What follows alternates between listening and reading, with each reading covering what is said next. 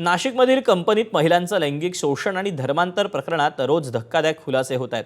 ज्या कंपनीत हा धक्कादायक प्रकार घडत होता त्यात टाटा कन्सल्टन्सी सर्व्हिसेस कंपनीनं स्पष्टीकरण दिलं।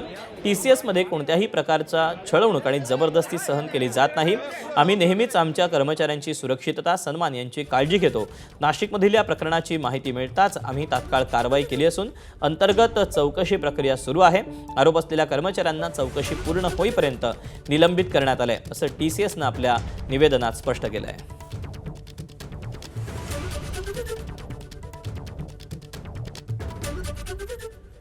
नाशिक प्रकरणी दोषींवर कठोर कारवाई होणार असल्याचं मुख्यमंत्र्यांनी म्हटलं, तर इतरही नेत्यांची यावर प्रतिक्रिया आली, ती पाहूया।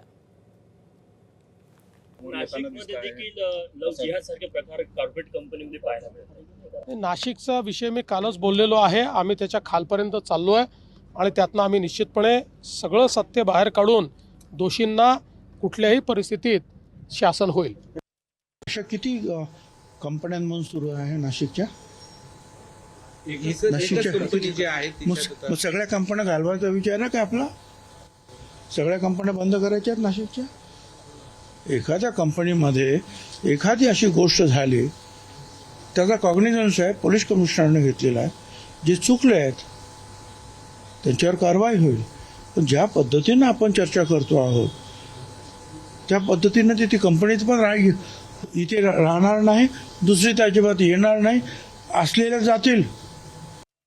नाही, मला वाटतं केवळ कंपनी बंद करून चालणार नाही, हे तर हिमनागाचं टोक असू शकेल। अशा प्रकारच्या अवलादी, अशा प्रकारच्या प्रवृत्ती, जिहादी प्रवृत्ती त्या ठिकाणी ठिकठिकाणी शोधणं आवश्यक आहे आणि मला वाटतं आता त्याची सुरुवात होईल। आणि ज्या ज्या ठिकाणी अशा प्रकारे पडद्यामागून ज्या हालचाली होतात त्या पूर्णपणे राज्य सरकार आणि पोलीस खातं शोधून ठेचून काढल्याशिवाय राहणार नाही।